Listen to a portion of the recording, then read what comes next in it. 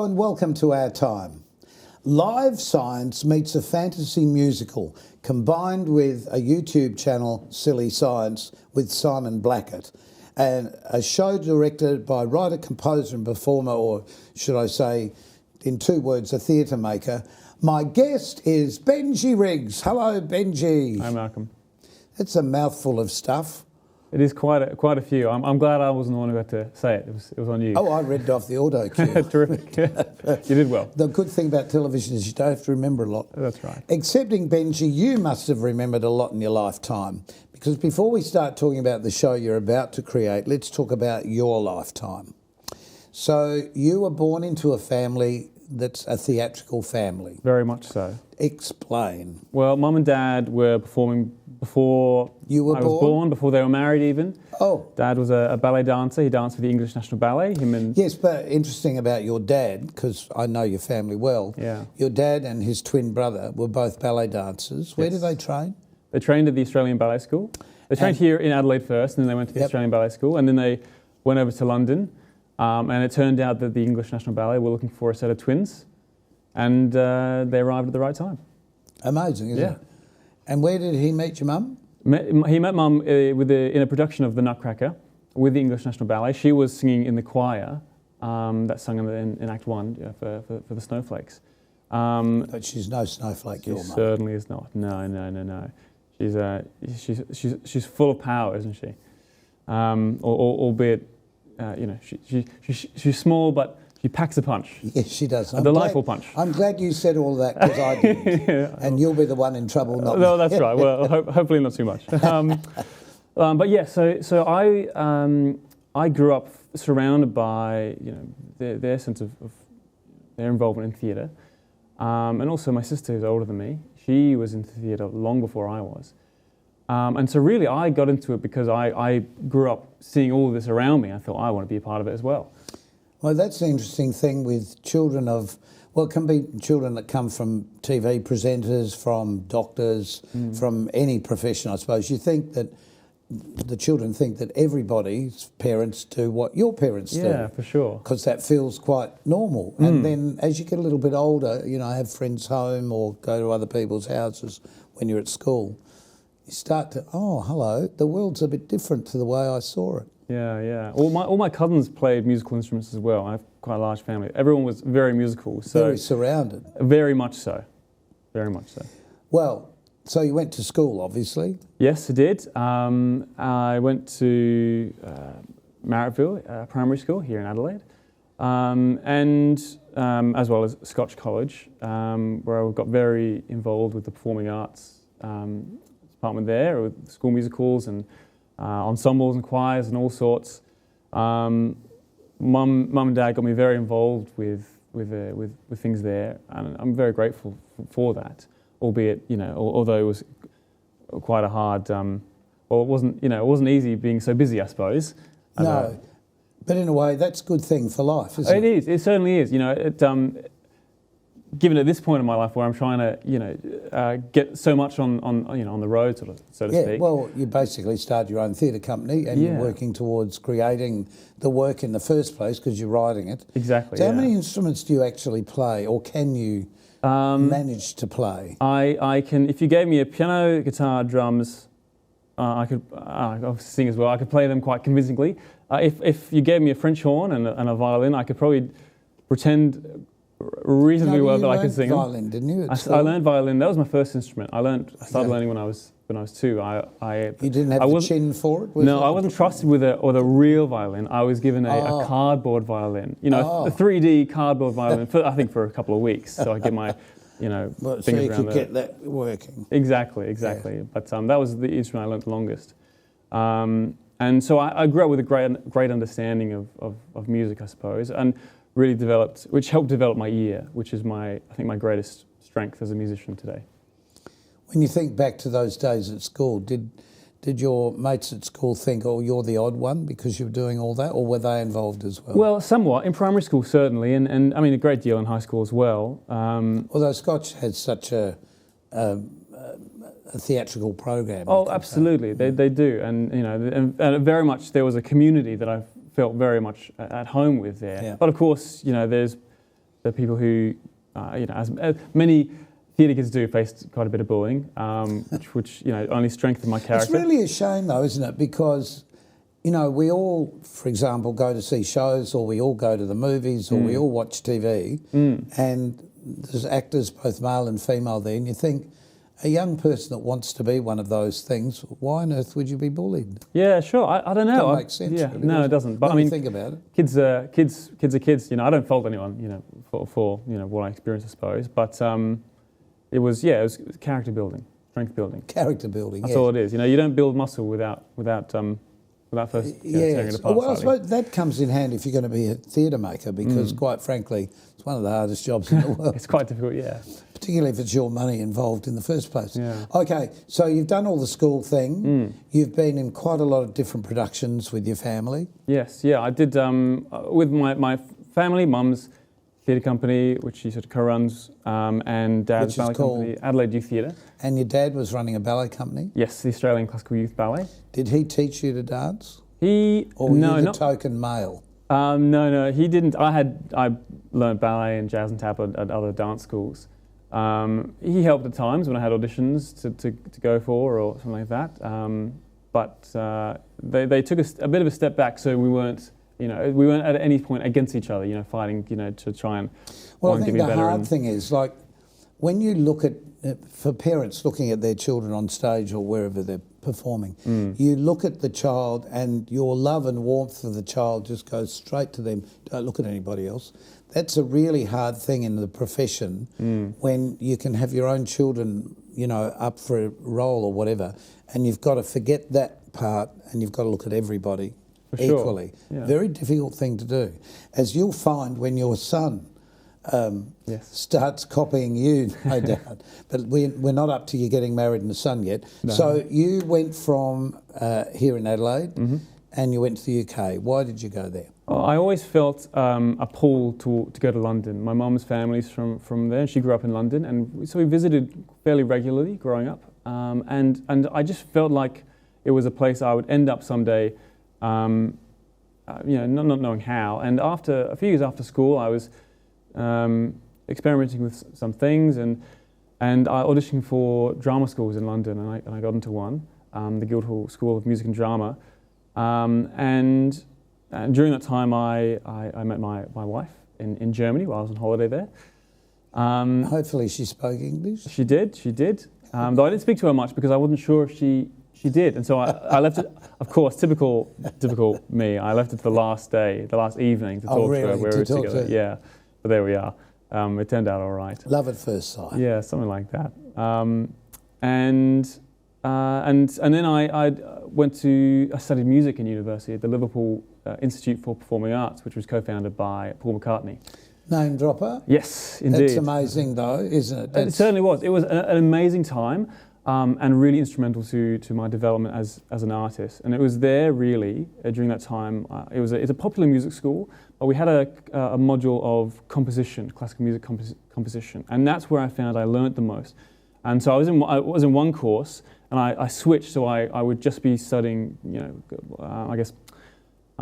just some more so classical music and jazz. And through doing that, I got into composing for plays, which I did with a director in Liverpool called Nick Bagnall. He was the artistic director of the Everyman Theatre and a few other theatres in Liverpool. And I did a couple of projects with him, composing for some plays he directed. And it kind of opened up a new world. And then that led to me writing my first musical, which toured schools here back in Adelaide in 2020. Well, you came back to Adelaide and you're still working as an actor as well. We've got some shots of you on stage here. Yes, indeed. What was this play? This is this play is The Curious Incident of the Dog of the Night Time. So it's the only production that the Flying Elephant Company, which is my company, has not written. Just a very minor thing, but torches work better in your hand. Well, they tend to, but I suppose when you've got a handful of letters, there's nowhere else to put it. I understand, yes. And the stage is dark. Quite dark, yes. So this is a fantastic production. It was in April last year. Right. It's a great shot too. Yes. And the actress with you. So this is Michelle Nightingale. This is my co-producer. and character, of course. And so this was co-produced with Limelight Theatrics. And it was a terrific season. The whole company, the whole show, it was, I think, something I will remember for a long time. Not only the experience of having a show where an audience, comes and appreciates it, of course, but just it's the connection, isn't it? That's right. Yeah. And as you sort of develop a piece of theatre, as I'm sure you know, you grow a deep love for it. You've sort of got to be in love with it to make it happen. Yeah, you've got a final shot of you, well, the cast, I guess, taking their final bows. Yes. It was an incredible ensemble, incredible cast. Yeah, a real mix of ages as well of people, which is always good. Because so many people these days are just focused on their own age demographic. And when you get to work with a whole myriad of different ages, it's just such a lovely thing to happen. Well, absolutely. There's a range of experience in there which I was privileged to learn from. Yeah, you learn from. That's the best thing. Speaking of learning, we're going to take a short break in just a moment, and we'll be back because then we'll talk about this new creation that Benji's involved with that we talked about at the very beginning. See you in a tick.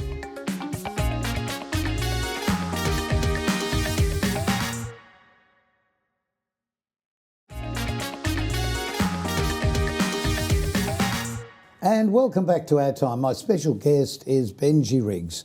Benji, we were just talking in the previous segment about some of your work, but you were talking previously about being involved with writing a musical for kids while you were back in the UK. Yeah, so basically how it turned out was I was going to write a musical, an adaptation of a book by a South Australian author, a children's book. And I'd gotten permission from the author, and so I'd sold it to schools to do a school tour. And then after 2 weeks of tours had been booked out, 2 shows a day, 2 schools a day, or 2 performances at least, usually 2 schools a day, lots, a lot of writing on it. And then afterwards, about a week or two after we booked the whole 2 weeks out, the publishers come back and say, no, you can't do it. Oh, oops. And so I was put in this kind of predicament where I've sold the show to schools and I have to have something, I have to deliver something. And so I took the opportunity to write a full sort of musical story, music, arrangement. We've got some pictures of that. So as we're talking about it, let's sort of look at what it looked like. Sure. Well, the pictures that we have is The Boy with the Golden Fox, which is the first, with the show after that, which was the first public show that we did. Couldn't afford shoes, eh? No. Well, no, not quite in the budget. You're a fox. Yes, I'm a fox in this production. That is you with extra hair. It is. Mm-hmm. Not, yes. That's what I normally look like. I actually had a haircut the other day. First time I've had this short, so it's quite something. But to suddenly have to create this almost from nothing, I guess. Yeah. This first came out in 2022, and it premiered. The opening performance was the day my son was born. Oh goodness! And so the month. And clearly, this isn't him. That's not him. No. Just to be very clear. This is Mila Illick, who was sort of co-starring in this season. But so there was this pressure in the month leading up to it that I had to do it in time. And also I wanted to be good enough, something that my future son would be, although he wouldn't see it immediately, of course, but something that he would be proud of. Just quickly, a brief summary, that's what I'm looking for, of the story. Sure. So the show is called The Boy with the Golden Fox, and it's about the unlikely friendship between this fox thought only to exist in legend, and the son of a hunter. The son, called Ewing, gets lost one night in the snowy woods, and the fox saves him. And this is the kind of the catalyst, the trigger for this friendship, as the fox tries to get Ewing reunited with his family, with his tribe, with the Womerly, this kind of monstrous creature of shadow and fear, hot on the tail. And through the journey, Ewing meets all sorts of sort of creatures of the wood, magical creatures, Well, one of the hardest things, no doubt, of putting on something when you're basically starting from nothing is to find the costumes, a set, a venue, all of those things that you have to do, as well as provide the show, the rehearsals, find the cast, all of that.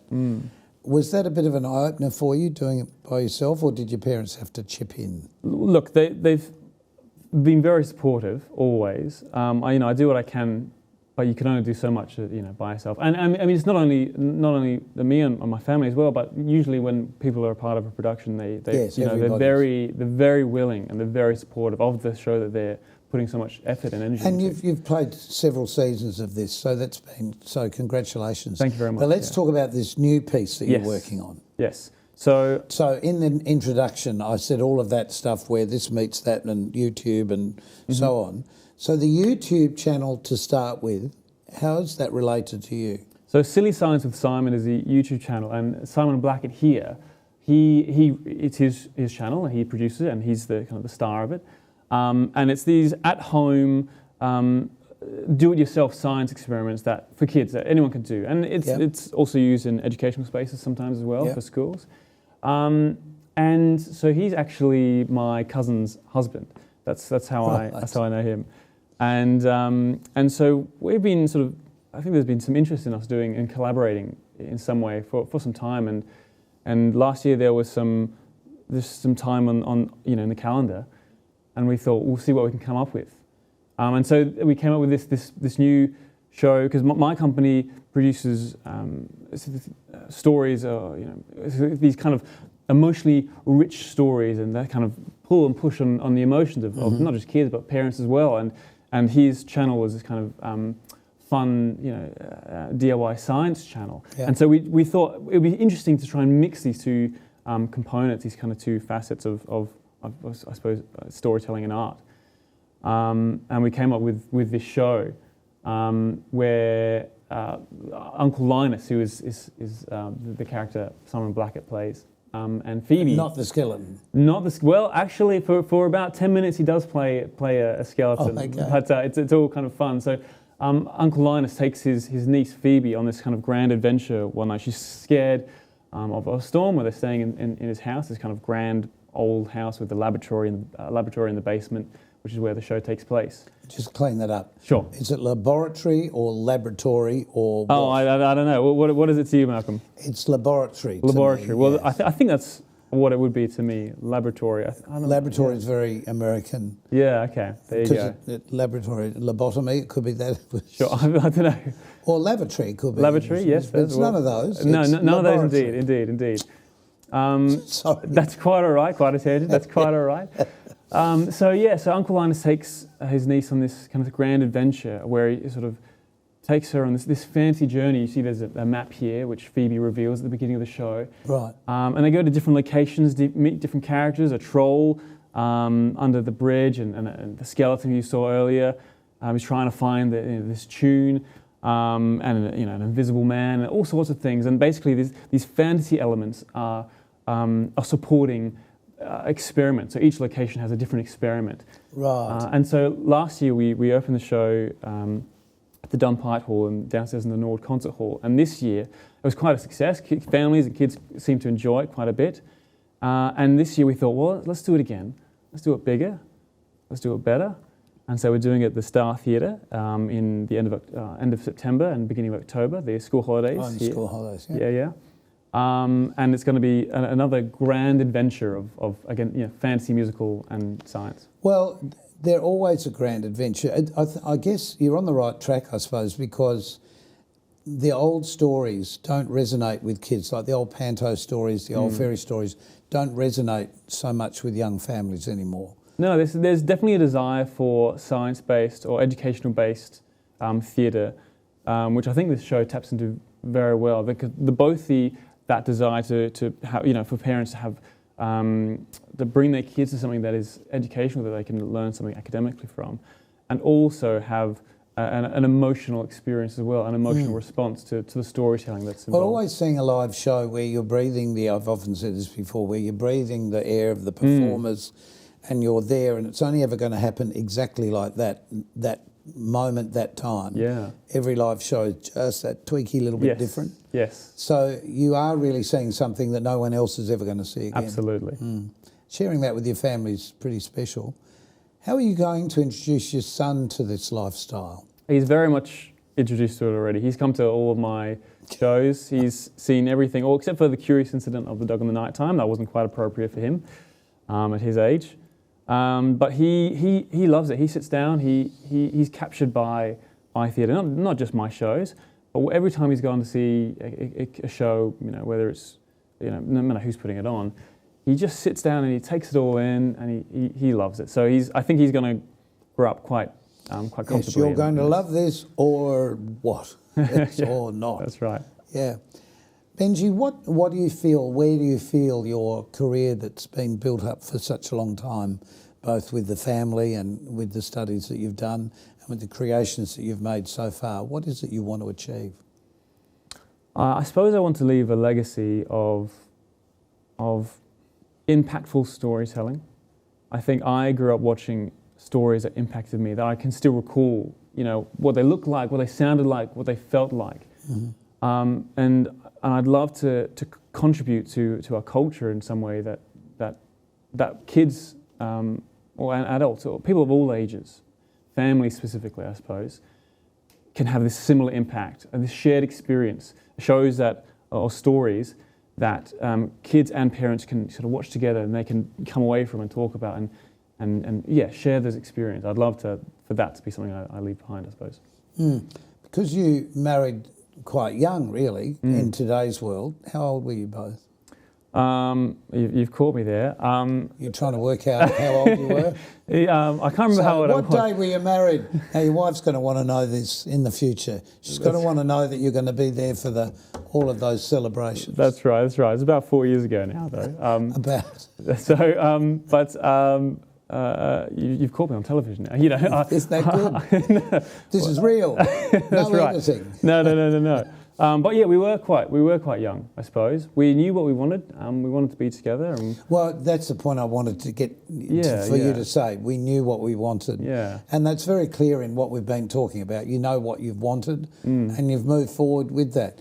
I think it's such an advantage if you're born with a passion that you want to follow, because so many people aren't. And, they're saying all through their life, I didn't know what I wanted to do. Yeah.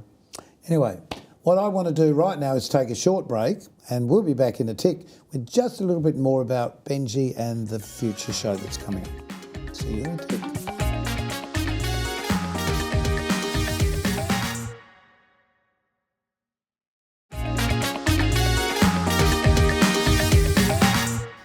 And welcome back to Our Time. My guest has been Benji Riggs.